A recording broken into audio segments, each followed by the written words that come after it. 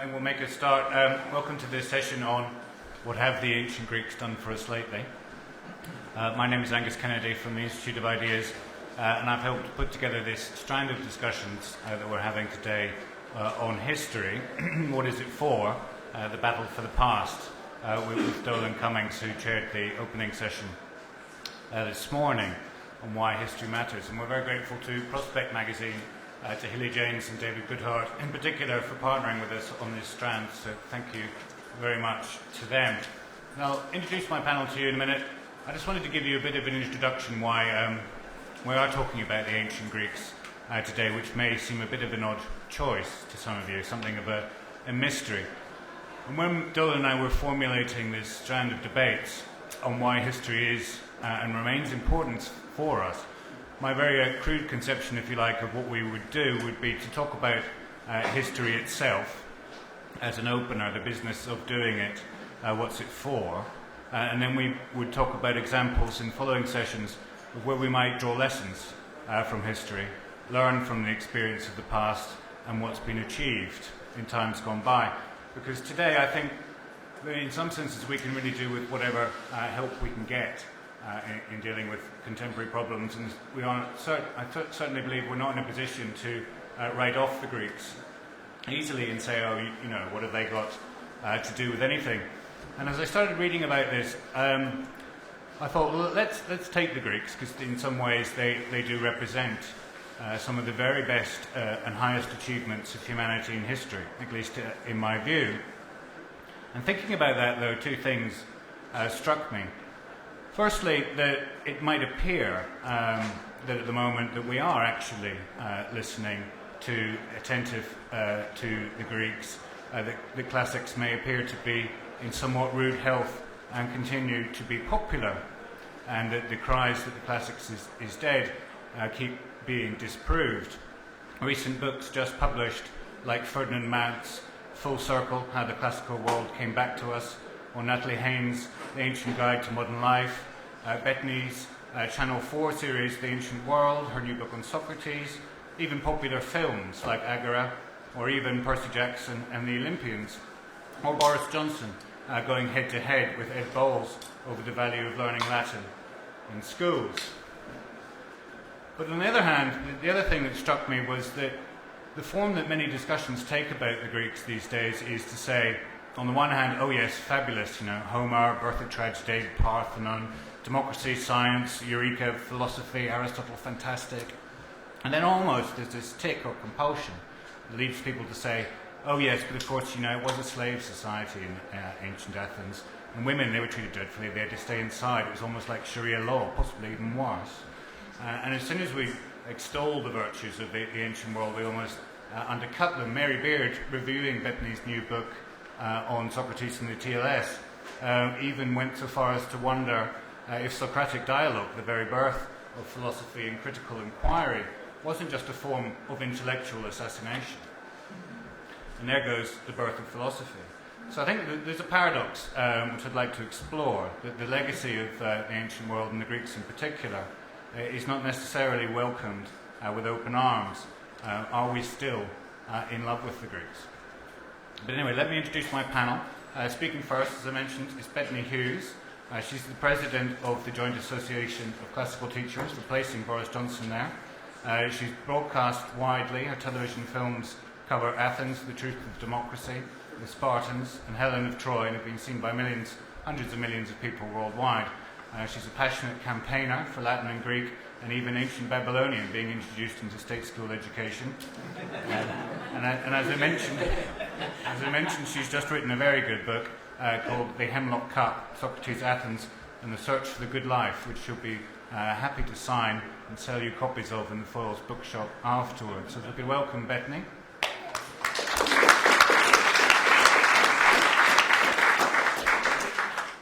Next up to speak on my far right is Tom Holland. He's an excellent and wide-ranging historian. I particularly enjoyed Persian Fire, the account of the battles of Marathon, Salamis and Thermopylae. He's adapted Homer, Herodotus, Thucydides and Virgil for the BBC. He's working on a translation of Herodotus, a new edition for Penguin Classics, which I think makes him a perfect choice as a historian to be in this panel on the Greeks. So Tom, thank you for coming.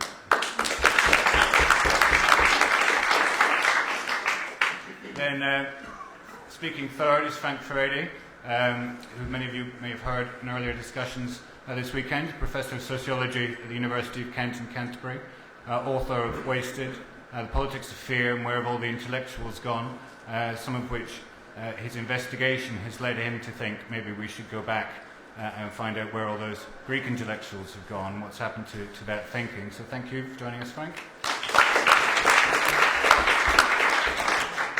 Finally, just to my right, Ahuvia Kahane. The more attentive to the programme among you will realise that Ahuvia is, of course, not Edith Hall. Edith's been taken down with the flu rather badly, but she very kindly convinced Ahuvia to step in at the very last minute, like a Persian immortal, seamlessly replacing her on the panel. Ahuvia is Professor of Greek and Director of Humanities and Arts Research Centre at the Royal Holloway, University of London. He's written widely on Homer, including a guide for the perplexed, and he's translated the Odyssey into Hebrew, no mean feat. He works mainly on the reception of antiquity in post-classical world and the classical tradition. So thank you, Ahuvia, for stepping in. Could I just make a plea that everybody's mobile phones are actually off, not just silent, but off, because otherwise very irritating buzzing starts to affect the sound quality on the audio. And Bettany, your 6 to 8 minutes, will you kick us off? I will indeed. I want to start with a thank you. Because I have, as has been said, spent the last 10 years writing a book on Socrates, my thought is very Socratic. And like him, I have a deep suspicion now for the written word. And as we all know, it's very easy for us to exchange ideas in the written form, thanks to the World Wide Web. But I think that can be extremely dangerous and unproductive. So I would just like to thank all of you for giving us your time, for coming here, because face-to-face contact and debate surely has to be the best, and of course was an idea that the Greeks dreamt up. So thank you to them for that. I think Angus has given himself a rather difficult, perilous indeed, task this afternoon in asking a group of 4 people who are to greater or lesser extent Phil-Hellenes to talk about what did the Greeks ever do for us lately. This could be very easy. It's like asking us, why is chocolate cake delicious? We could talk about that for an hour and a half, no problem. So what I thought I'd do is, rather than make an apology for Greece and the Greeks, which I think we probably will be doing as we travel down time, actually to make life, to be a bit more Spartan about it, to make life difficult for myself. Because this is a battle of ideas, I thought I would start with an idea. And those classicists among you will know that the Greek idea does not mean a real thing, but an appearance of reality, an approximation to reality. So what I thought I'd like to suggest is that what the Greeks have done for us lately is nothing to do with their presence, but something more to do with their absence. That what the Greeks have given us is a dream. They've given us a dream of living in a world that we could never possibly live in, and in fact living in a Greek world that never existed. The Greeks, as we think of them, the Greek world as we think of it, is almost entirely a construction of our own minds. That happens, I think, because the Greeks are very beguiling. Because we use Greek words the whole time, as I'm talking to you now, probably between 50 and 65% of the words I'm using will be Greco-Roman in origin. There's this very famous anecdote that I'm sure that you've all heard of, where Melina Mercury, the Greek actress who became the culture minister, addressed a grand international audience, and she stood up. She was a real master of theatre, Melina. She stood up and she said, "I'm very sorry, but I'm afraid I have to speak just a few words of Greek to you." And then she left a long pause and said, "Democracy, politics, mathematics, theatre." And of course her point was very well made. We live in a world whose national boundaries are in large part defined by the Greek world, in that they were boundaries set during the Byzantine era. I think in some ways we do think the way we do because the Greeks thought the way that they did. We go to academies and lyceums to learn, we go to Odeons to entertain ourselves. When we go to court, throughout the world, the most common cause of any kind of legal trial is a dispute over a neighbour's fence. Now this isn't globally. Solon, the Great Lawgiver, one of the first bits of legislation that he passed was saying how far Athenians should put their fence from their neighbours. So in some ways they are us, but of course it's ludicrous to think that we are them 2,500 years ago just wearing a chiton and sandals. That is not the case. The world of the Greeks was brilliant. It was also red in tooth and claw. It was also brutal. It was enlightened. It was immensely superstitious. It had enormous clarity. It was, as well, very, very confused. And yet still we have this idea that Greece was a golden age. And what I want to say is I think that is no bad thing. I think our celebration of the golden age of Greece in itself is immensely useful to society. We talk of golden ages because we love the idea that if at some point the human race managed to achieve extraordinary things to an extraordinary degree of intellectual, practical and cultural sophistication, if they once did that, then we too can do the same. It galvanises us to be better, to build better, to think better.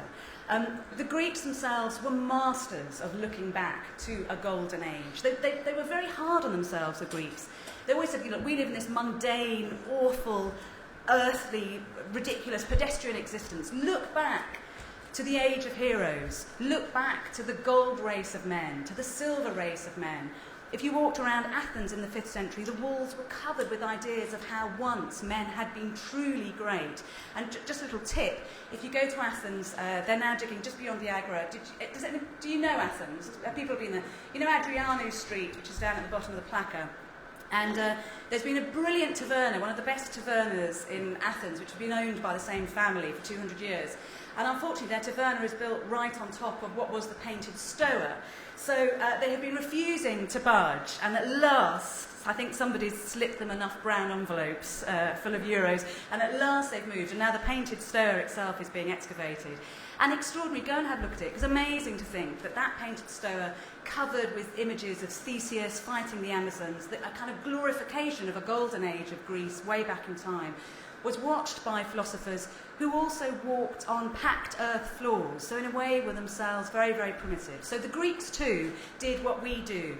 They think there's no point in looking to the future, that the future is a Frankenstein of the gods, and that we are best judged by those who have gone before us. And I do think this is productive and helpful. I think if we live in the world, very hard to measure yourself up to the future, but if we live in the world thinking that our cultural ancestors are boring us in the back of our heads, saying, how well are you doing, that is something which makes civilization step up to the plate. Very briefly, because I know I've only got 6 minutes. Just before I finish, what I'd like to say is I am entirely sick of hearing this kind of debate revolving around rhetoric of the Western world, of Western civilization. Because these are ideas which are as important to the East as they are to the West.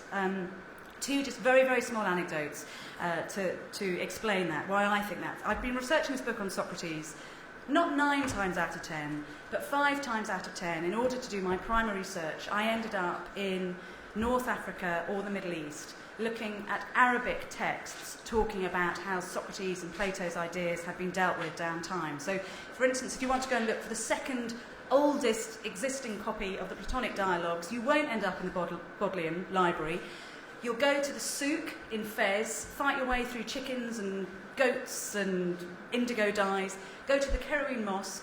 In the back of the Kerouan Mosque there's a storeroom where there are shelves and shelves and shelves of 10th, 11th and 12th century copies of the Platonic dialogues in Arabic. One thing. The other, I was filming earlier this year on the borders of Turkey and Iraq and Syria, making a programme about the story of ideas.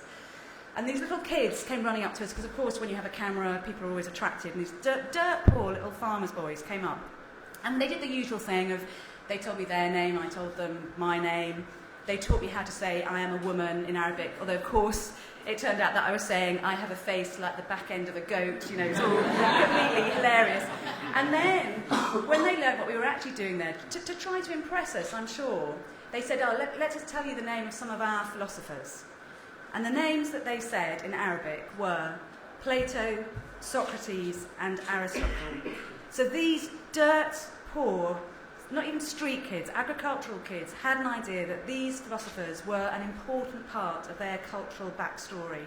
And that is something that I think we should never forget. So my apology for Greece, to summarise, is that there are very many specific things that the Greeks have done for us lately. But I think the great thing that they have done for us is that they constantly remind us to remember to think better. Thank you.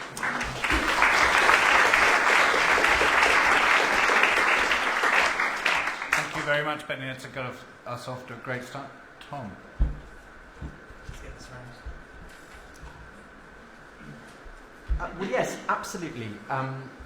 The idea of Greece remains incredibly potent, one of the most potent ideas that history has to offer.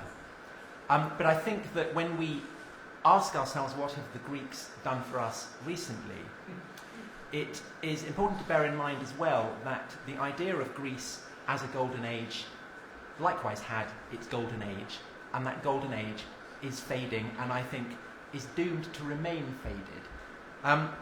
Just this morning I was thumbing through my commonplace book and discovered this fantastic quote from a professor of Greek at Oxford in the early 19th century that I think really brings home the degree to which Greek nowadays has fallen on hard times. This is the argument that Dean Gainsford, Professor Gainsford, advanced for the study of Greek. The advantages of a classical education, he said, are twofold. It enables us to look down with contempt on those who have not shared its advantages. And also fits us for places of emolument, not only in this world, but also in that which is to come. And frankly, trying to get Greek in, primary schools, that's not an argument you often hear. And I think it sort of emphasises the extent to which, in the 19th century in particular, but also in the first half of the 20th century, Greek was irredeemably associated with privilege. You remember the very haunting desire of Jude in Hardy's novel to learn Greek. And he discovers that, in fact, his social superiors are not studying it for its intrinsic value, but because it is a marker of class. And if we look at the presumptions that Victorian society had, you can see that often what they were finding in Greek culture was a reflection of their own prejudices and presumptions. What they found in Greek, and also maybe even more Roman culture, was snobbery, elitism, a sense of the banausoi, the craftsman, the artisans, the mechanics, as somehow contemptible. And so that fed into the high Victorian contempt for science. And they found in Greek culture a deep-seated presumption that novelty was dangerous and wrong. So you can see why this would have had an appeal for aristocratic society in a world like Victorian Britain, like indeed Victorian Europe, that was changing at an incredible speed. That's not to say, of course, that is the limit of Greek culture. Of course it isn't. As Bettany said, it is one of the supreme pinnacles of human achievement. And so the consequence of this saturation of elite culture with Greek themes, Greek notions, Greek ideas, was to generate a very, very powerfully creative cultural and philosophical context that was absolutely saturated in notions of the Greek. And you can see that the way in which, when a philosopher like Nietzsche wants to discuss and push the boundaries of philosophy, he will turn to the Greeks. Likewise, similar examples from the worlds of music, from literature, from art. The entire gamut of 19th century European culture. And I think there was a broader context as well, which explained the fascination and appeal of particularly classical Greece, so 5th century, 4th century Greece, to the 19th century and to the early 20th century, which was that Europeans, I think, could legitimately feel that the political order of Greece, a sort of ferret sack of squabbling, fractious states who were always kicking out at each other, accurately corresponded to the geopolitical setup of Europe up to and including the First World War. So it was famously that Prussians were very self-consciously modelled their military on Sparta. The British, likewise, in the First World War, their idea of propaganda was to put up slogans from Pericles' funerary speech from Thucydides on London buses. Something else that Campbell never even dreamt of, I imagine. And although, of course, the First World War shattered forever the confidence of the elite that had prized Greeks so highly, it's very telling that the attempts of artists and writers in particular to negotiate and come to terms with the shattering experience of the First World War were largely couched drawing on Greek metaphors, so whether it's Joyce or Picasso. Since the Second World War, however, in particular, the notion, ironically, of an increasingly democratic society has left our educational system and our cultural system generally ever more suspicious of the Greco-Roman claims of elitism. And I think that is a huge factor in the decline of Greek in our schools. We're just not prepared to put up with too many Boris Johnsons. There are those who say that one was quite enough. And I think that also reflects, ironically, the fact that European states did stop fighting one another. For people in the First and the Second World War who had studied Homer, who had studied the Greek tragedians, the experience of war was often a very primal, a very vivid one. It spoke to them profoundly. We, by and large, are separated from that. And I think it's very telling that it took the vicarious experience of the Iraq War to bring Euripides back onto the London stage.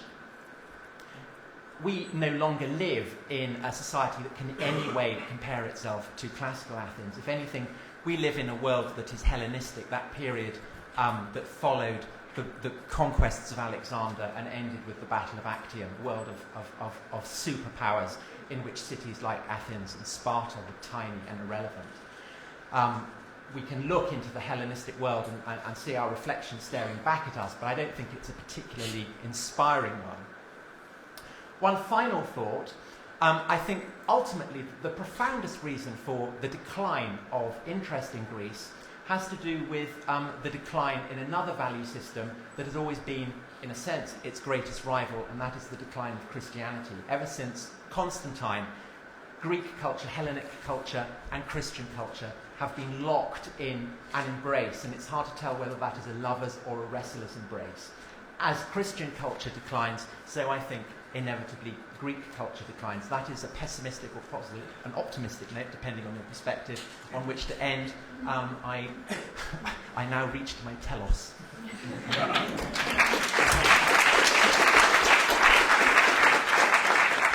Thank you, Tom. Frank, your thoughts? Thank you very much. I feel like a bit of an interloper coming in here, because I haven't got any claim to authority when it comes to the classics or to Greek or Latin. What happened was that about a year ago I began to work on my big book. I figured that before I drop dead, I really want to write something that looks at a number of important sociological ideas, really from the beginning of time to now, kind of go back and forth. And in the end, I decided to focus on one idea, which is the idea of authority, which is an idea curiously the Greeks didn't have. It's something that really begins with the Romans. And as I was doing my work, I began to realize that every generation seems to have a conversation with the Greeks, that whatever historical periods you're looking at, people are talking back to the Greeks, almost like as if they're these invisible but very real partners. And what's also very interesting is that the conversation they're having, as was hinted by both Tom and Bettany, are really conversations where they're attempting to rediscover themselves through the Greeks. It's almost as if they find validation in the Greeks for their own prejudices, their own outlook. So you have periods where, for example, the anti-democratic traditions of Greece, the Athenian elites, are very popular, and the mob is really regarded as a precursor of all the problems we're going to have in the West if we become more democratic. And then you have this powerful change after the French Revolution in the 19th century, where all of a sudden everybody discovers the demos and begins to sort of give a more democratic interpretation occurring. And I found myself, as I was doing my work, more and more drawn back to Greece. It wasn't something I intended to do. In fact, the original plan was to do 2 months on the Greeks before I moved on to the Romans. After 10 months into the Greeks, sort of, you begin to realize that there is a lot more than meets the eye, sort of. But anyway, so that's really how I got into that. And it seems to me that for someone like me, as a sociologist, the most important things that I get from the Greeks is perspective. And it's something that I find very difficult to explain in a simple, straight kind of a way. But by looking at the Greek experience, you begin to realize that for one reason or another, this was a time when a certain element of human self-reflection and perspective was coming to the fore. In a way that's very different, for example, than if you take the previous Egyptian civilization, which is much more tradition-bound, much more sort of rigid in terms of its preconception. You have a much more fluid, to some extent, more open to possibilities kind of culture developing, which is, there's always a danger of idealizing it, because I think, as Bettany reminded us, that there is sort of science, but there's also superstition. So it's like in any human society, you have both dynamics occurring alongside one another. But at any rate, there is that kind of element. And to me, I think you can see with the Greeks something that never happened in Egyptian civilization, which is the humanization of the gods. A kind of a beginning, a first hesitant step where you find, I suppose, with Homer and the Greeks, a situation where you're looking towards humans and man rather than to gods for their ethical ideals. And in particular, what I find very interesting as a sociologist is that you have the beginning of what will become, a long time later on, is the very idea of subjectivity occurring. And you find the beginnings of what is, I suppose, a kind of individual self-consciousness beginning to emerge at a fairly early stage of Greek civilization. This trend, which kind of culminates in the 5th century when Protagoras, who may or may not have lived, I'm not sure about it, it seems to be a bit of a debate, but when Protagoras says man is the measure of all things, sort of strikes us as being very modern. I'm not sure if when he said it, it was meant to be exactly the way that we interpret it. But it doesn't really matter, sort of which side of the debate you're on. Nevertheless, it does indicate something opening up. And it seems to me that Socrates is doing something very similar when he tells men not to simply know their own selves, but to take responsibility for reconstructing it. There's an element of openness to the idea of subjectivity developing and evolving. And one of the things I find particularly interesting is that, in one sense, and maybe I'm sort of deceiving myself, virtually every debate that is important in the social sciences or in sociology is a debate that you can already see kind of coming to the surface in outline within Greek thought. So if you take something which is probably one of the key debates now, but it was the key debate in the beginning of the 20th century, what we call the nature and nurture controversy, sort of you can begin to see, for example, in the ideas of Democritus, the whole idea that somehow he says basically that people become good by practice rather than by nature. And a very interesting idea, and obviously he didn't have nature and nurture debate clearly in his mind, but it's basically is assuming that there is an element of subjective contribution to who we are. We're not just simply predestined, pre-programmed to be our natural biological selves. There is something a little bit more there. And in Democritus, what you have is an idea that a teaching can reshape a man and can reshape his or her nature. So that dimension, I think, is very interesting. And when I read the Greeks, that kind of rhetorical self-consciousness, to me, really kind of comes across and anticipates the power of words.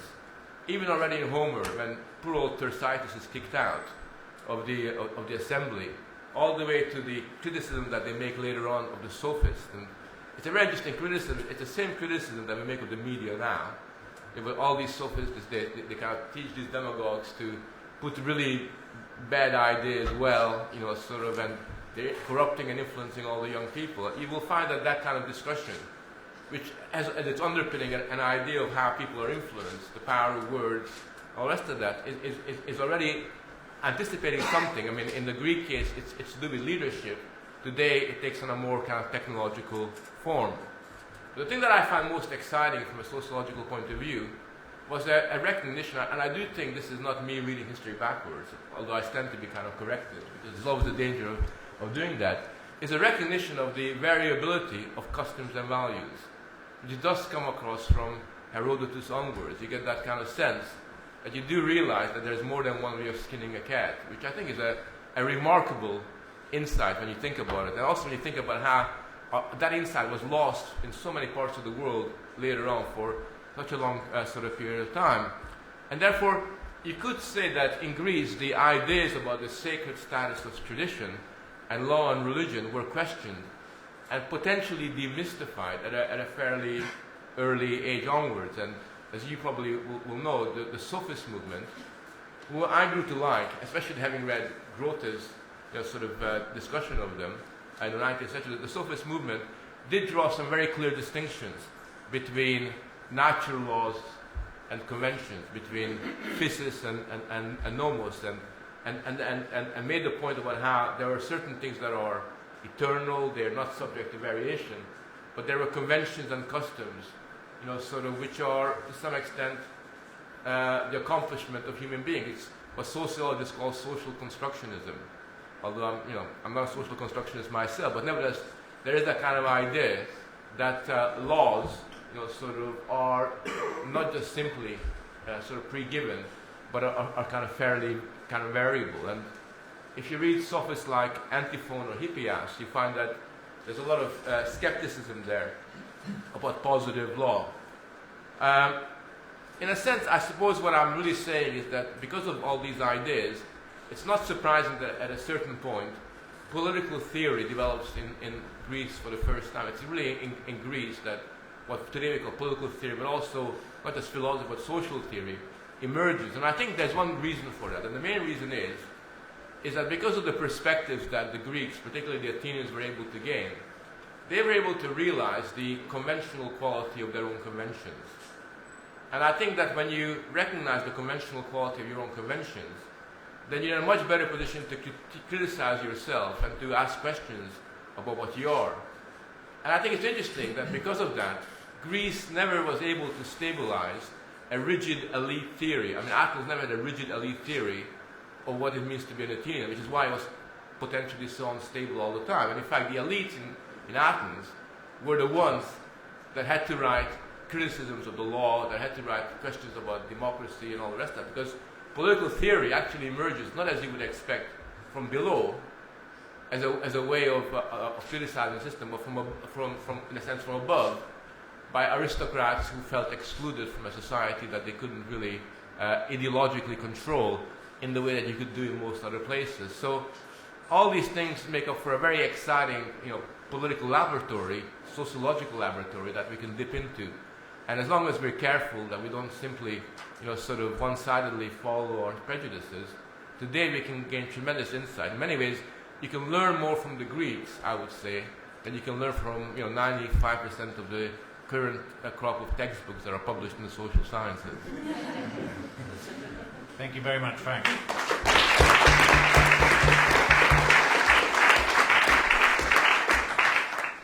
Ahuvia. Well, hearing all of these things, first of all, I might almost want to abandon what I wanted to say and just respond to all these questions of authority, questions of decline. I actually don't think, perhaps almost wish that Greece would decline. I'll explain that in a moment. But I thought answers come. We have a question here today. What have the Greeks done for us recently? And it occurs to me that answers come and go the thing that remains and that we can safely say is absolutely eternal are the questions. And so I'd like to start off, and I don't have much time anyway, by just tinkering with the questions. And the first question is, what have the Greeks done for us recently? Well, the Greeks are dead. They haven't been doing anything independently for a very long time. And personally, I wouldn't like a dead person to do anything to me.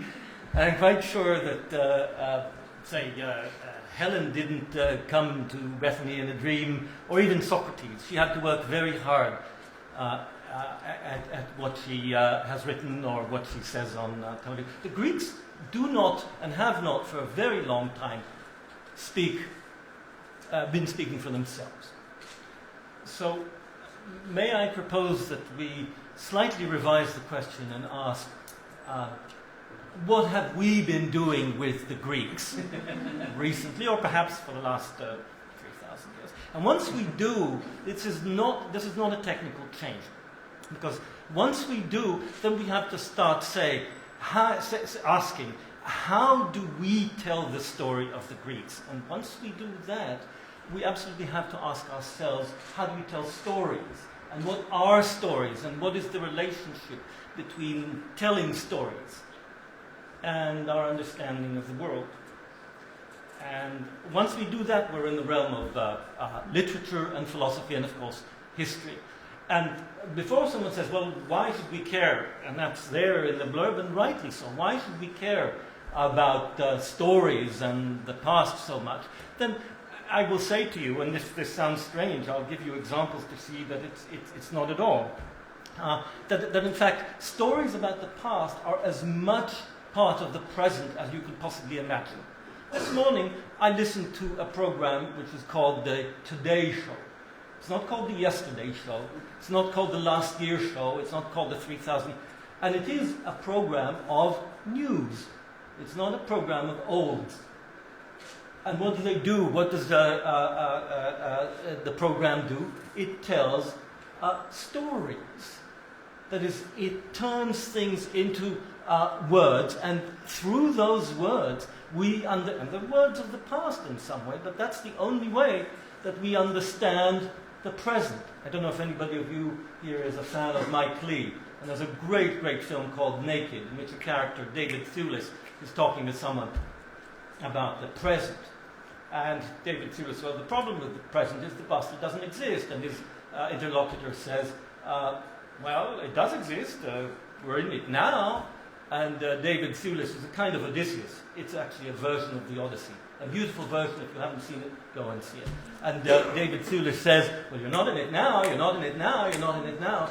We're always the past is always turning, occupying the present, or vice versa, if you want. And once we're in the realm of asking what stories are about and how they're constructed, then our very understanding of the present becomes connected with that. And at that point, it would seem to me that there is virtually nothing that has changed the world, that has changed the way the world thinks, that doesn't in some way relate to the Greeks. And that's not a defense of the Greeks. Let me give you one example. It's a rather violent example, I think, but to my mind, a reasonable one. Aristotle talks about the structure of stories in his famous book, The Poetics. And one thing he says, which I think is totally wrong, or at least even as it is one of the prevalent and most influential ideas in Western culture, he says stories have a logical beginning, before which there is nothing, a middle, and an end.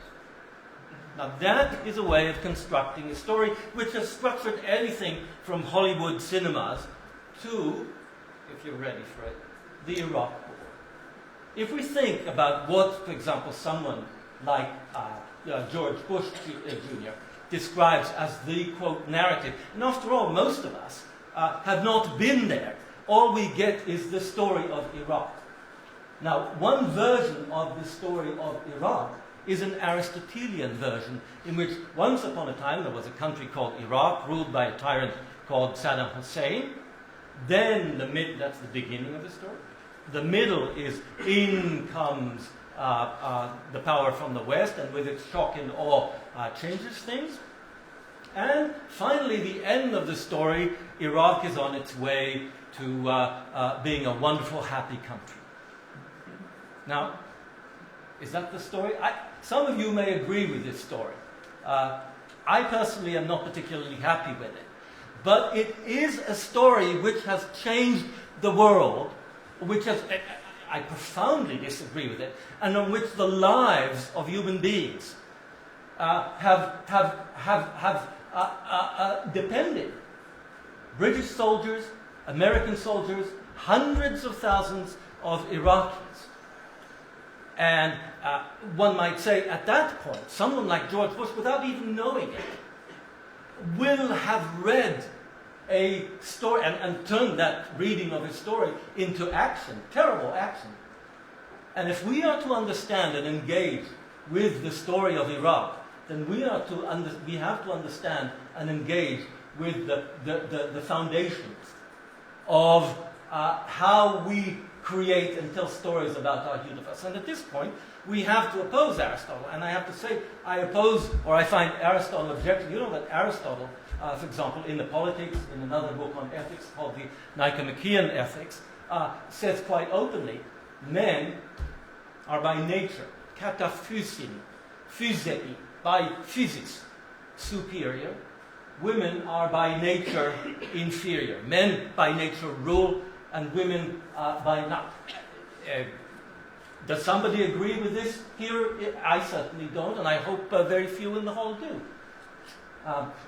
I couldn't possibly take this as someone that I agree, and I'm not making a defense of Aristotle, far from it, let alone his plots or 101 other issues of which Aristotle or other elements. And the Greeks are not all bad, but I'm just selecting for you one example. But if we don't engage with those ideas, which we would perhaps like to say that in the last 30 years we've changed the world completely, that women are as equal as men. Well, look at the statistics for salary levels at senior executive level, and you'll see that very little has changed and that we still have a little bit of work to do. And unless we understand some of these, and some of these we have to accept, some of these we have to reject vociferous. But unless we engage in that discussion, we're heading for a world in which there are very easy answers, and very easy answers and any quick solutions will result, or potentially, in great disasters. If you see someone running down the tube, forgive me for this, I'm not making a political statement, but if you see someone running down the tube, and you happen to have a gun at your side, you might chase them. And if you don't think, if you haven't thought carefully about the problem of, is that person a terrorist? Is that person carrying a bomb? And if they are carrying a bomb, their capacity for harm is absolutely enormous. So you have to think, and you have to think beforehand about whether you run, whether you shoot them in the head, or whether you don't. And by the time you get to the moment, it's too late. Now, those things are exactly the things that we engage in as we talk with the Greeks, as we accept some of the things, and as we reject some of the things that they propose to us. I think I'll stop. Thank you very much.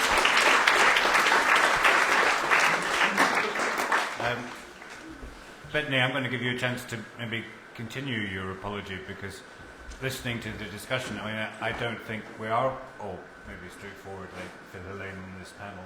Actually, Tom was putting forward some ideas that what we found in the past in the Greeks were simply what we looked for, and we reflected ourselves in a fairly ugly way, actually, through elitism and snobbery. But in your introduction, you were putting forward a view that if we cut out the brutal parts of Greek society, what's left is a good guide, a friendly a companion looking over our shoulders. Tom's not so sure. What do you think? Yeah, well, I don't think you ever can cut out the brutal. You know, a society is a society in its glorious, variegated, fragile, and multicoloured ecology. So I think you can't do that. You can't take the brutal out of the brilliance. I think we are all Phil-Hellenes, because the very fact that all of us on this panel have spent minutes, hours, years of our precious mortal lives trying to understand the Greeks must prove that we want to know the Greeks. We want to try to get to feel as if we are closer to them. So I think we are.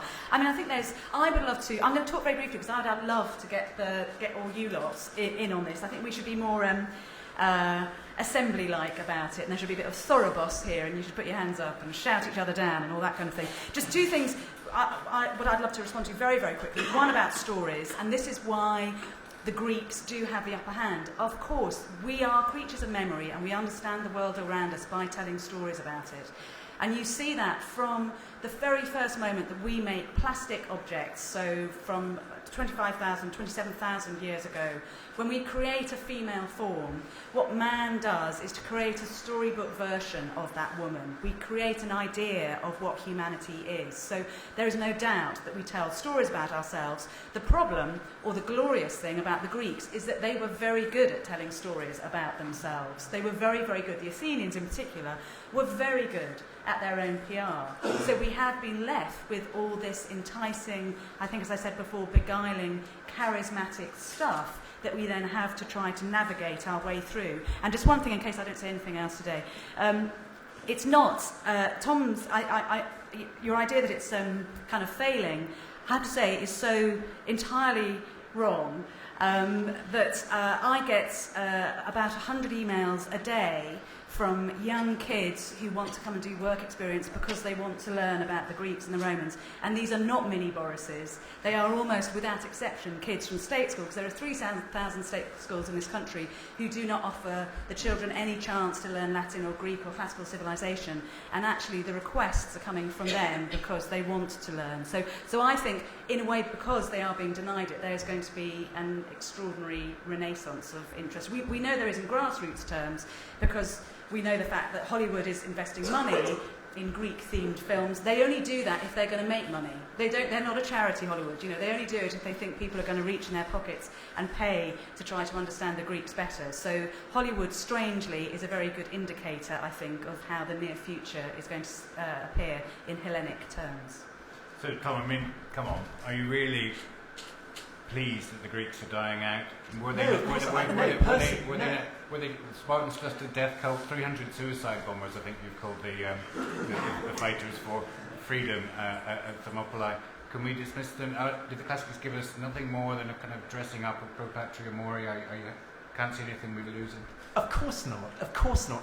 Greek culture is unbelievably complicated. It challenges us. It forces us to ask difficult questions about ourselves. That is the value. It isn't a golden age that we can aspire to copy. It is something that is often upsetting, repellent, and maybe for that reason all the more important to study. And of course, I am all in favour of people studying the Greek and the Roman world as much as they possibly can. And I think that it's precisely the fact that people write to Bettany in such numbers that demonstrates the sense that people have that they are being shortchanged on this. The reason why what Bettany does on television is so important, and with classics teaching is so important, is precisely the fact that it is perfectly possible to go through the school system, possibly at Key Stage 2 make a Parthenon out of lavatory rolls, and then never think about the Greeks again in your entire life. So that as a result, you can go to an art gallery or to a theatre, and all the allusions to Greek mythology in that will mean nothing to you. All the echoes of Homer and the Greek tragedians that echo through English and indeed European literature will mean precisely nothing to you. And the same is true also of the other great wellspring of our civilization and culture, which is the Christian one. It is equally possible for people to go through the education system and have absolutely no knowledge of the Bible either, which also closes off vast spheres of our culture. And the thing is, the reason I think that the Greeks are important, and the Romans, are that they are one aspect of what traditionally has been our sort of cultural bilingualism. I think that what is intriguing about Western culture is the fact that we have both the Greek and the Judeo-Christian in our heads And although there have been heroic attempts to make them compatible, the Pope has been doing it recently. Gladstone sort of almost went mad trying to prove that Homer was in fact a sort of proto-Christian. It's been the tension between those two rival and I think incompatible concepts and ways of seeing the world that have done so much to generate and make our civilization the sort of complicated, messed up but intriguing thing that it is. Frank, do you want to comment on any of that? Or? Yeah, well, I mean, I think we can draw a long list, not just simply Christianity. I can tell you that a lot of children can go through school never having read Jane Austen or any serious English literature, so you don't have to. There's a broader problem on that. But I want to come back to this point, which I suppose is almost the diametrically opposite way that I would look at it, which is the way that you try to look at history of Greece through the prism of contemporary social problems. Because I think we put a very big burden on the Greeks by, sort of forcing them to account for our existential reality and existential anguish, sort of by going back to the past. You see, the way that I look at it is that we do need to be a little bit more careful than to simply say, oh, these Greeks, they exploited women and they justified the oppression of women. Ho, ho, ho, aren't they schmucks? Sort of, look at these Greeks, they had slaves. Ho, ho, ho, ho. Isn't this unacceptable? I mean, we can do that. And we can go back all the way to the caves and criticize them for not being vegetarians and sort of beginning meat eating. But that is actually the opposite of what we should be doing, because I think to condemn people in the past for not having the incredibly sophisticated insights that we 21st century people have about equality, it does not require a PhD in social theory or politics. It's something that is done all too much. And I think that if you actually look back, I would have no problem justifying Greek slavery. I know it sounds horrible, but I can explain why the Greeks had slaves, nor do I necessarily think it was a regressive, horrible thing. I would have different views about slavery in the, in the early modern period, and I would criticize the kind of slavery, the slave trade that was created in Africa, but to somehow not understand the role of slavery, not saying I'm justified, as having potential, even a progressive content to it, as being absolutely the precondition for certain civilizations to emerge, I think it's a bit bizarre. By that logic, we'll go back to the pharaohs and criticize them for not building the pyramids single-handed. Why did you rely on all this kind of unpaid labor? So I do think we need to have a measure of modesty in terms of sort of discussing these things. And I do think there's a danger today of doing what you're doing precisely, which is plundering the past, sort of as a way of justifying, sort of ethical norms and values today, and creating a false sense of superiority above us, where you end up with this kind of therapeutic history, where we need to apologize for everything that anybody has ever done beforehand, in order to make sense of our own existence. So I do find that, not a civilized, progressive way of dealing with this kind of very delicate relationship between the present and the past. Very quickly, we'll get a chance later. Ahuvia, do you want to respond quickly, and then we'll go out? Some of the things I agree. I've spent and do spend my professional life with the Greeks, so and I'm not interested in trying. But I would disagree with a lot of the things you're saying. For example, I think it's a lot more fun to talk about building the pyramids when you're a pharaoh than when you're an Israelite carrying stones. So there are certain.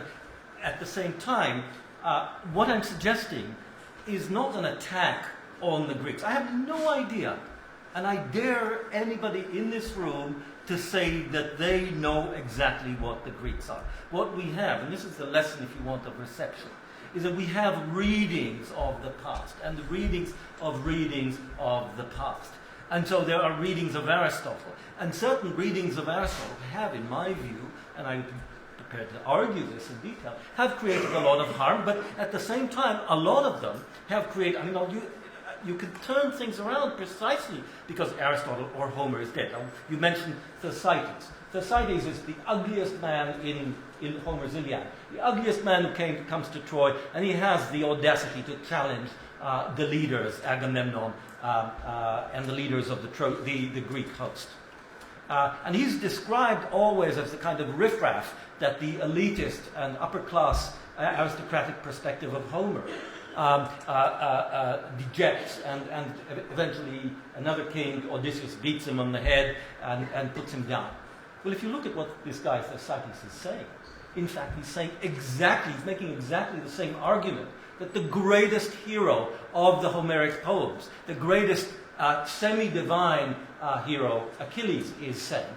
And at that point, you can say, well, Homer is actually open to much more complicated readings than the kind of reading Alistair MacIntyre, philosopher, in a very short book, a short introduction to ethics, challenges Homer's ethical aristocratic perspective. I think he's wrong. I think that you can read Homer in ways that are totally different. He's there for you and me to play with. I'll just say Homer is traditionally a man, but you can. If I have half a minute, I'm quite happy to put to you the idea that Homer's a lot closer to a woman, and that Homer's poetry is a lot closer to women's poetry. Not the kind of argument that's been historically made, but maybe that's something we'll save for a moment when we have it, not just now. Okay. Or if anyone wants it. Right. I have to confess I'm a recovering classicist. It may have been privilege, but it felt like penal servitude at the time. But insofar as I have any capacity for abstract thought, that's where it started. I wonder, though, if there's a sense in which the Greeks don't have to do anything for us, or one thing in particular, because we're already doing rather too much of it ourselves.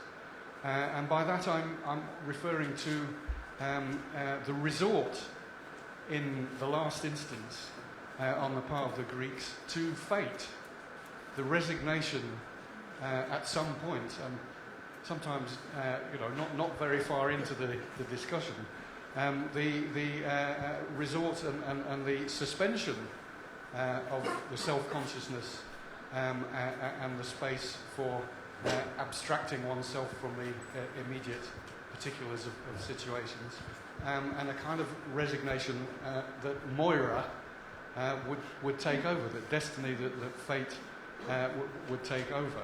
And I wonder whether actually there's rather too much of people today doing something very similar. If so, given that we're in such very different circumstances, why did they do that? And why, so many millennia later, do we seem to be copying that same kind of resignation? I think it's a very good question. Moira is a word for fate, just in case you thought Moira was a woman's going to go. Stuart. Call the wind.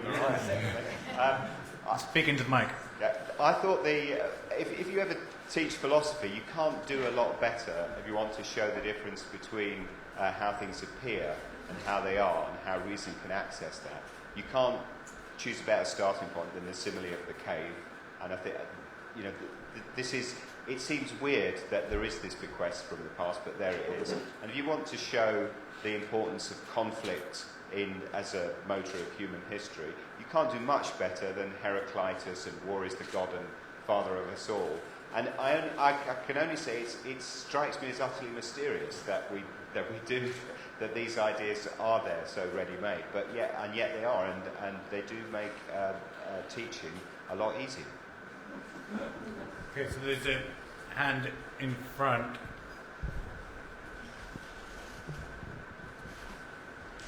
Since when we are reading the Greeks, we're really not really reading them in the first tongue, so to speak, but like Bettany said, we're reading them through the eyes of other cultures and other civilizations. How much are we really reading projections from other civilizations on them? So how much is this the Greek? And are we then forgetting other people we have learned from? And then isn't there time to see what we read in them from us? So is there a way of looking at us as a new form of civilization, not just a reflection of the ancients?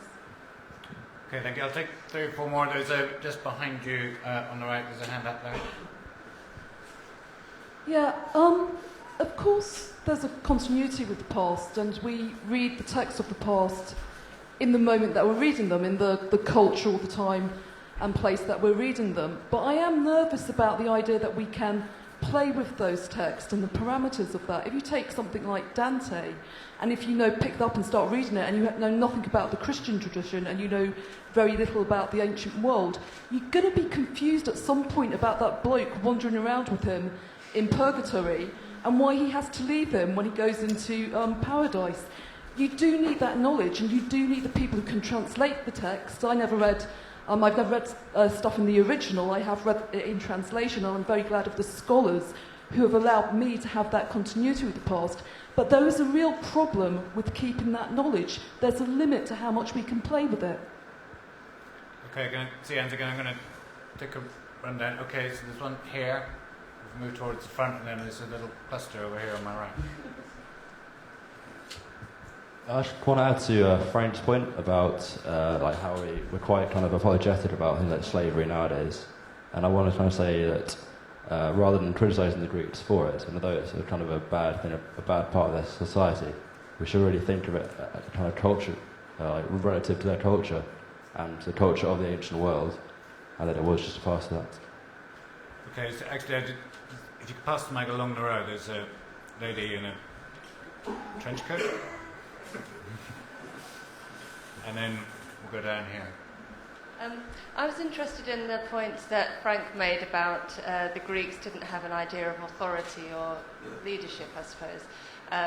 And given that this is a session on what the Greeks can do for us now or what they've done for us lately, the crisis of authority that we have at the moment does seem to be quite pertinent. And so I just wondered if people could elaborate on that a little bit. You know, why wasn't there a sense of authority or leadership? Is it that there was, the Greeks are famous for the debating and, persuasive argument? Is it that contestation was, so popular that they couldn't actually ever come to terms or form that authority? I'm just interested in pursuing that. Auctoritas is a Latin word. We'll come on to that, just so you know. There were hands over here. So this lady here, and then in front of her. I have just one extremely short question to Mr. Hughes. Could you elaborate to me why you think it's a bad idea that Aristotle thought that stories should have beginnings, middles, and ends? Because I actually thought that was a very constitutive and brilliant idea with a considerable amount of influence on the development of literature and our understanding of it. So I was a bit fazed by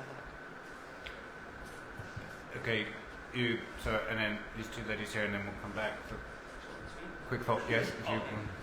First of all, I apologize for my Greek accent. So I have a question for Professor Furedi.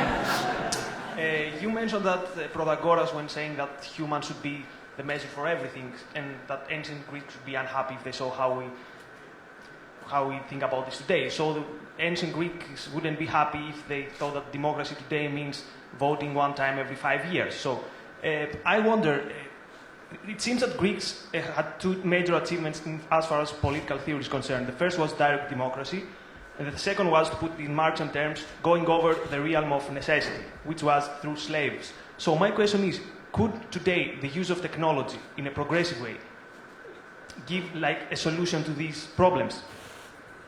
Okay, and there were two hands, I think, in the front row. I was just wondering, because obviously when we talk about the Greeks, we're talking about such a massive span of time and space. I was just wondering whether you thought it was useful to group such different kind of clusters of things together, and if there's anything that kind of holds them all together that really they have done for us. Okay, thank you. And the lady on your It worries me that all the Greek voices we're talking about, and which have, as the panel have talked about, have been mediated throughout the years, have all been male, apart from Sappho, perhaps. I don't know what the panel think about that, but it worries me. Okay, so brief reflections, really. Homer. Yes. So, brief reflections from the panel. There have been a lot of things thrown out, so don't feel you need to come back on all of them by any means, because we'll keep the conversation going. But, Tom, any things you want to throw in? Well, a positive and a negative. I realised that I hadn't actually talked in nuts and bolts terms about a positive lesson that the Greeks might have for us. And this reflection was really prompted by Bettany's new book, which gives a fantastic sense of how Athenian democracy actually functioned practically. And of course, on your point, Athenian democracy was actually a very short-term experiment, even in the span of Greek history, sort of 160, 170 years, no more than that. But one problem that Greek democracy did face up to that we don't was a recognition that those who are likely to end up in power are going to be those who are ambitious or who are well placed to get into power, and that this is inherently anti-democratic. What solution can you have to that? And so they came up essentially with the notion of a lottery, that this cut out the problem of the fact that people who entered high office would always be self-seeking. And I think that we do in our political system have a huge problem with the fact that when, for instance, politicians discuss what the effects, say, of changing the rules on housing benefit will be, there are very few people in the House of Commons who can stand up and have personal experience of that. They are not actually going to suffer themselves. They're speaking on behalf of their constituents, whether for or against. And I think that some element of a lottery system in our political system would enable the contract cleaner, the functionally illiterate, the people, the homeless, people who absolutely would never normally get into the House of Commons to get up and actually contribute to our democracy. And I think that remains a noble and a heroic idea that we could possibly work with. I probably used up enough time. That's perfect. I seem to come out as the Greek basher in this. Well, I'm not. I mean, for example, I don't think that it's a bad idea to have a beginning, middle, and end. All I'm saying, indeed, it is an idea which has structured our understanding of narrative for almost millennia. All I'm saying is that at least in one particular historical instance, and in this case not at all literary, but very much political, it has been, shall we say, less benevolent than one might aspire to. That's all I'm saying. And of course, in doing that, we are open to reading and rereading Aristotle. And it's a big project, but to try and turn Aristotle around, that's an exciting idea. And it may just be possible. Aristotle is dead. He's not there to tell me what to do and what not to do. And for example, reading the Greek, to refer to the question there, what it does, it doesn't give me any of the answers. And what philologists do when they read carefully questions of dialect, of metrics, of grammar, of syntax, of morphology and so on. What it does, it doesn't give you the answers. Quite the contrary. The privilege is the fact that it opens up more questions. And that's precisely it. But could I ask you to maybe respond to Frank's question that he was posing, that shouldn't we be a bit more modest? Are you in a position to say that you can embark on a project of turning Aristotle around? Does he need to be rescued by you? Well, like I say, Aristotle is dead. He can't speak for himself. So it's a whole... It's not that I'm immodest. There's nothing there except the present.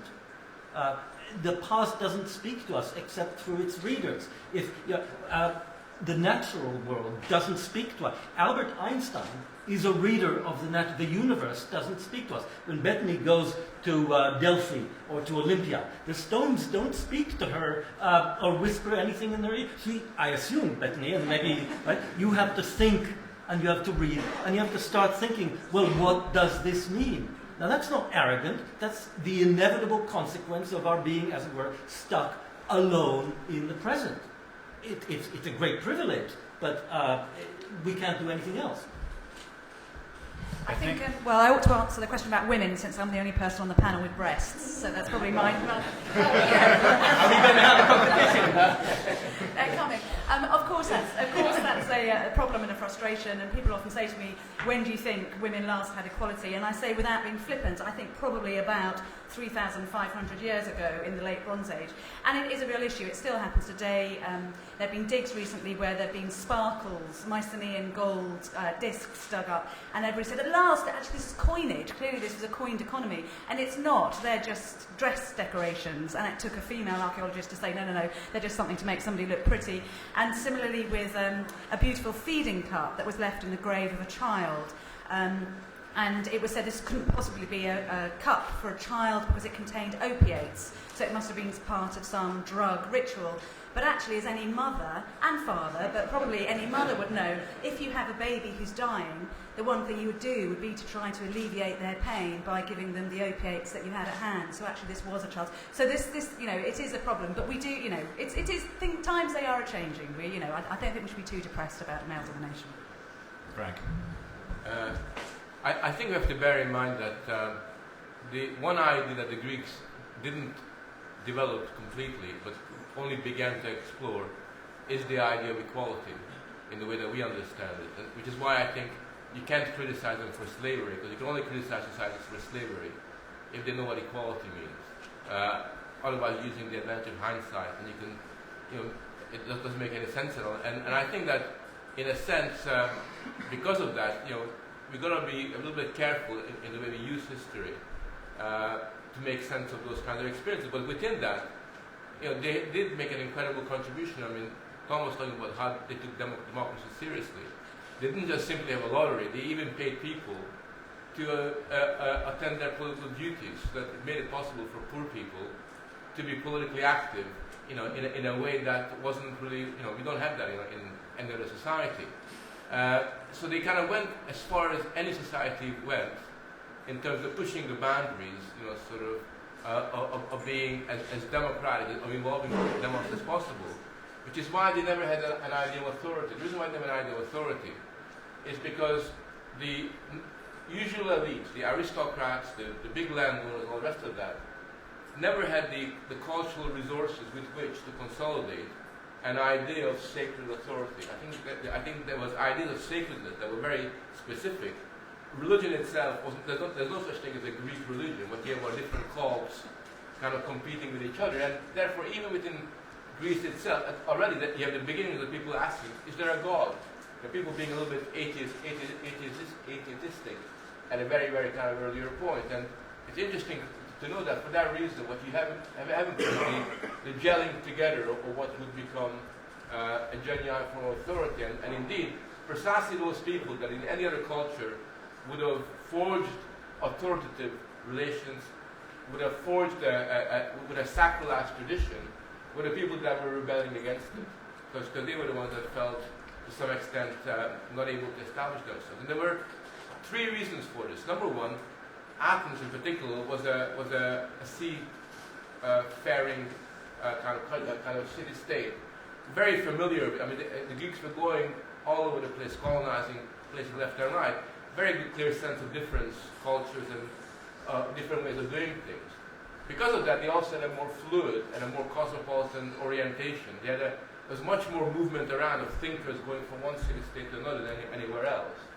And therefore, at a very early age, they were developing some very cosmopolitan ideas, which weren't bound by tradition in the same kind of a way, which is what made them so interesting from the point of view of sociology and political theory, which is why it allowed them to have that kind of incredible sense of imagination that would be buried for a very, very long time to come later on. And it was when the Romans came, they did develop the idea of authority, but the only way they could do it was by linking it to the foundation of Rome. That became the authoritative myth. That's the original myth on which the subsequent ideas of authority were based on. And they were usually contrasting themselves to the Greeks in doing it. They had the Greeks to compare themselves to as a way of making that authority more plausible. Very, very quickly, well, people start to... Oh, sorry, no, I don't want to interrupt people's questions, sorry. Okay, we get a chance to come back later on. So the gentleman here, and then here, just in front of me. Yeah, just referring to Bettany Hughes' point about receiving 100 emails a day with this renewed interest in the classical world. I mean, we can't really respond to that renewed interest. And I think, Professor, you mentioned the fact that the Greeks don't speak to us. Well, they speak to us only through their language. And I'm talking basically about the decline in classics within our schools and the knock-on effect in university classics departments in the last 50 years. I mean, Greek is, I think, widely recognised as probably a richer, more beautiful language than Latin.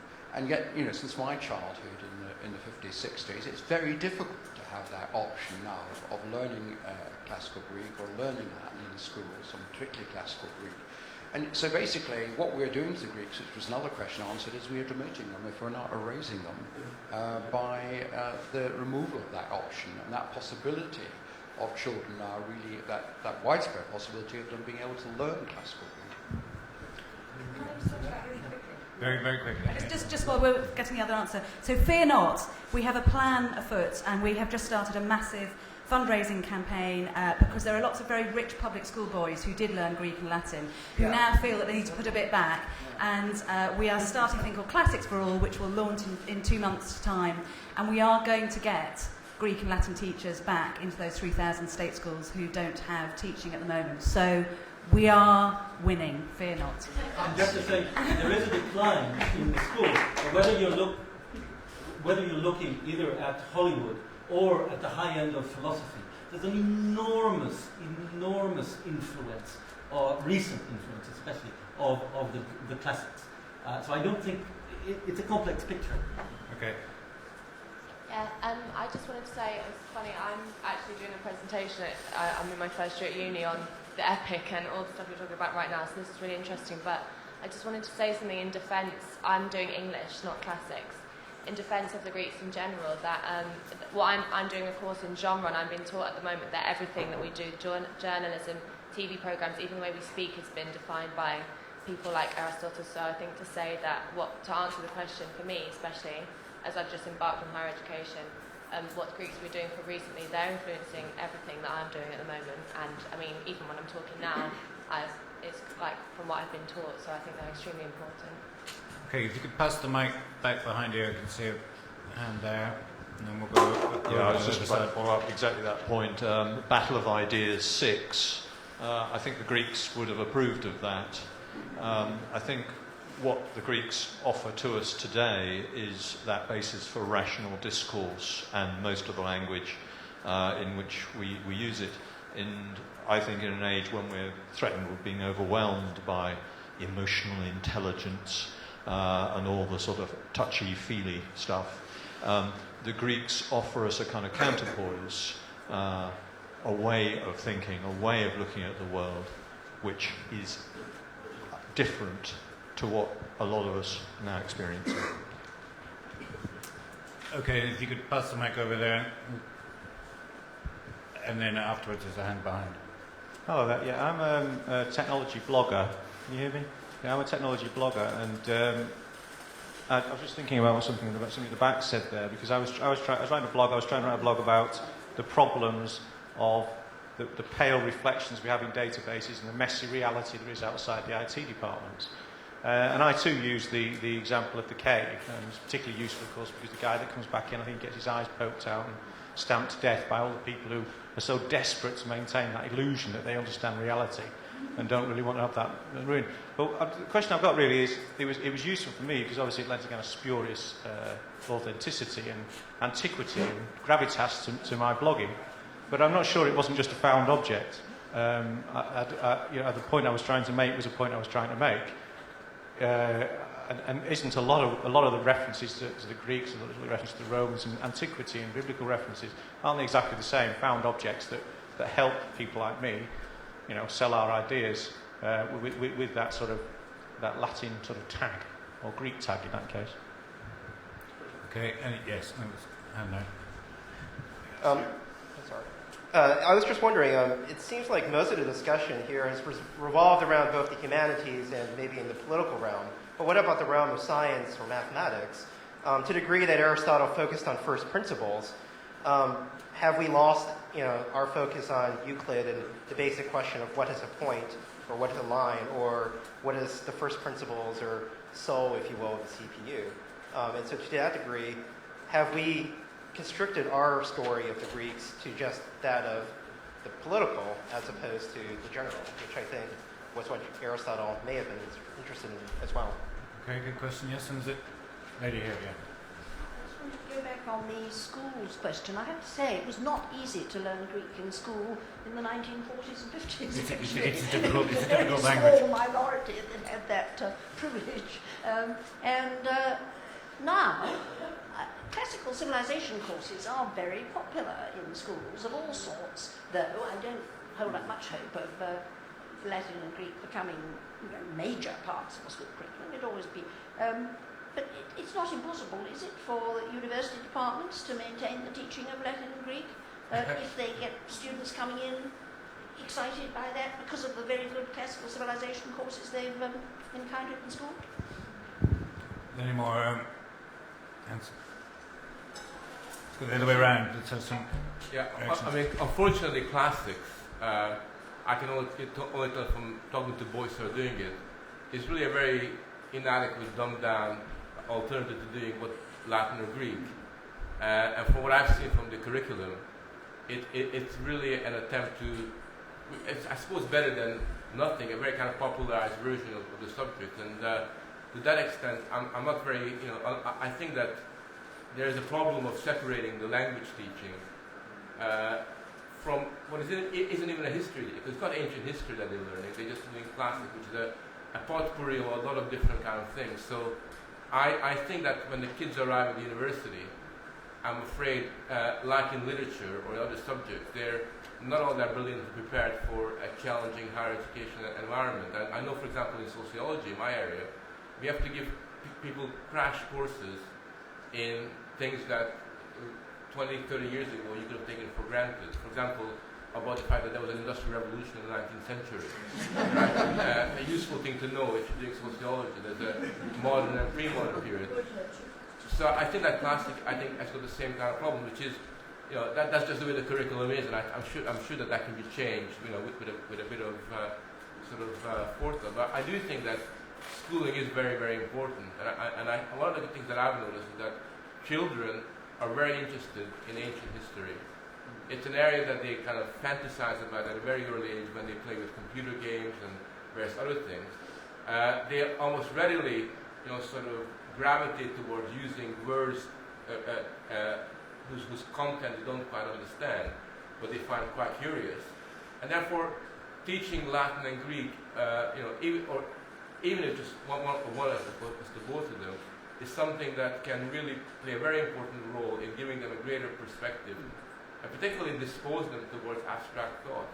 I think one of the things about Latin, which is certainly has helped me, and I think a lot of my peer group, is that our abstract capacity to think abstractly was just challenged tremendously by having to deal with declensions and grammar that was completely different to us, and realizing that there's a kind of perspective that you're gaining. And I think it's that side of it which is really destroyed in English education at the moment, principally by the fact that we don't teach subjects anymore. I mean, that's the key thing. The absence of subject teaching makes it very difficult for this kind of abstract thought to be conveyed. You're looking at me as if I'm making these things up.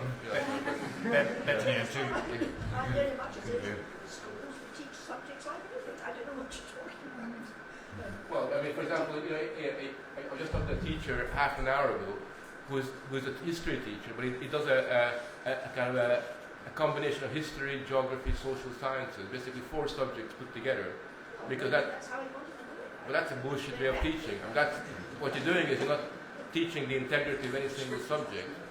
Instead, what you're doing is you're avoiding, why the subjects were invented in the first place, to intellectually challenge the children rather than to facilitate, motivate them. I mean, I'm terrified to sound like one of the people Tom was criticising in his introduction, kind of expressed the contempt for those who are the profane, who haven't been initiated into the classical education. But nonetheless, when I did classics, it involved me reading the Republic in Greek. And along with a lot of other Greek philosophy, if you do a classical civilisation course, that's what you don't do. When you go to do classics at Oxford now, you don't have to have Greek as a prerequisite to get in there. You can learn it that inevitably means that there is less being taught and less being demanded. But Bettany? Yeah, well, the answer, again, I've got an answer, it's fine. So it's all going to be okay. Because the practical problem is that every year 70 classics, as in Latin and Greek teachers, retire, and only 30 new ones come into the marketplace. And again, that's what we're trying to do. So we're getting together the money so that we can train the extra 40 or 50, so that we can reverse that trend.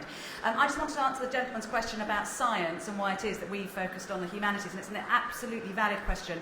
And I think the answer is probably a quirk of power politics and history. that, as I said, my little kids down on that Iraqi border who knew about Aristotle were Muslim, obviously, and the Muslim scholars, as you know, were very, very keen on preserving scientific ideas from the classical world. And if you go to Oxford today, there are 254 medieval medical manuscripts which are written in Arabic, and they all deal, without exception, with Greek ideas, and only 4 of those have been translated. So there is a wealth of material and understanding and perception of the Greek world, which I think is going to change, and it is slowly happening. But you know, you're going to have to wait another 15 years until we've got enough Arabists to do the work. Ahuvia? Well, first of all, mathematics is not an easy. You can't just pick up mathematics and do it in the way that you can talk about some other things. I think there are bits, and I don't want to get technical, but there are bits that relate to it, whether you're talking about Kant and his relationship to Aristotle, whether you're talking about Hilbert and his relationship to classical mathematics, whether you're talking about Kurt Gödel and the incompleteness theorem. He relates in some way to the and opposes the kind of things that are that Aristotle does. I mean, I realize that what I'm Alain Badiou and his interest in mathematics. I realize that what I'm doing is I'm throwing at you names that are very much professional scholars. But if you're asking, is mathematics there? The answer is yes, it is. And ultimately that traces down into our world. When I drive my car or use my washing machine, the last thing that I want is someone getting up and telling me something about the physics of internal combustion. When I use my computer, I don't want someone coming up and whispering behind my ears, oh, you know, this is written in C or other computing code. But nonetheless, without that code, my car would not run. And if I let that code deteriorate, eventually I will have no car. In the same way, one could argue that bits that have to do with mathematics, that have to do with ethics, that are deeply related to the way the Greeks, whether directly or in opposition, have developed things, those things underlie so many of our, as it were, mundane decisions. Do we torture this person or do we not? Is he a threat, she or he a threat or is not? Do we tax this group in society or do we not? Do we practice euthanasia or do we not? Do we allow for abortions? Do we not? Do we cap the wages of senior banking executives or do we not? Do we support capitalism or do we otherwise? Well, I'll try and answer some of those. Thanks, Tom. I mean, one obvious reason why Greek science tends to have a lower profile is, of course, that in the sphere of astronomy, they were clearly wrong. It's as simple as that.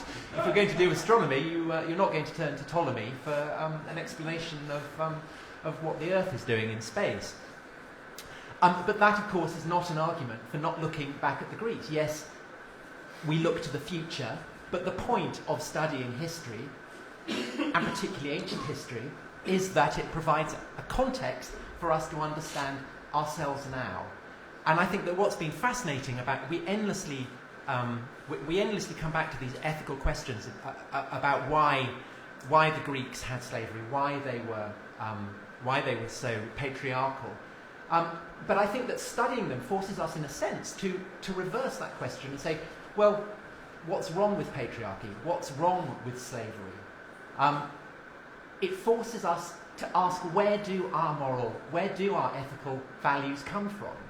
And it is incredibly complicated.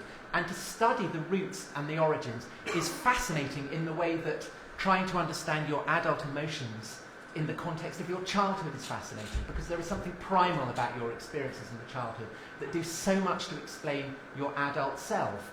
Frank mentioned the concept of equality, which was indeed an important aspect of Athenian democracy. But there is also a powerful sense in which Greek culture challenges our understanding of equality.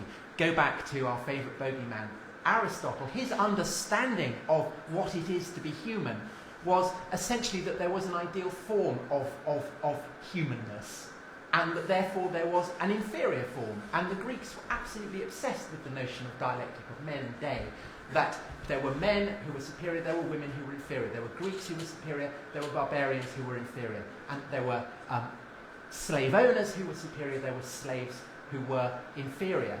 And clearly then, one aspect of our understanding of equality does not come from the Greeks. And I think that you look at that provides an interesting context for, in a Western culture, the influence of Christianity, and in the Muslim world, the influence of the Quran. I suppose the classic example, one that features throughout Greek legend and myth, is the concept of abandoning children that you don't want.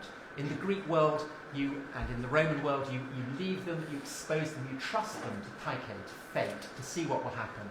And usually, if it's in a Greek tragedy, it will come back and bite at you. But famously,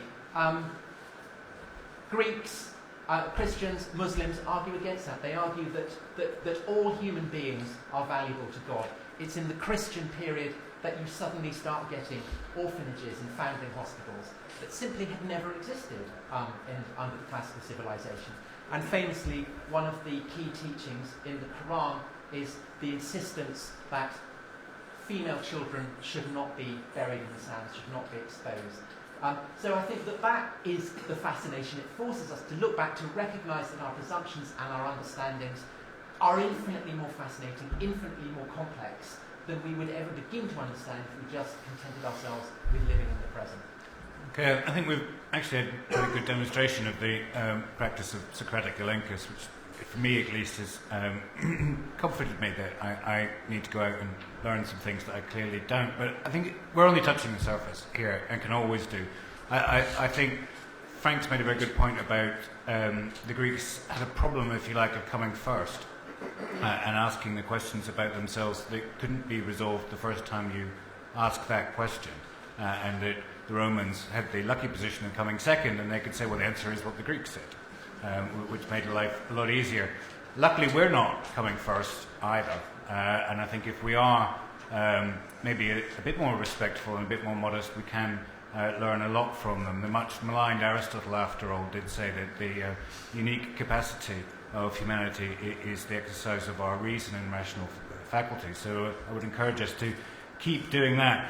Tom and Bettany are going to be signing books afterwards, and we're going to continue this history strand in this room. We're going from the Greeks to the Holocaust, I'm afraid, but we best to the worst of history. But then we'll round it off with a discussion on whether or not archaeology is just rubbish. So please stay for that, and thank our panel.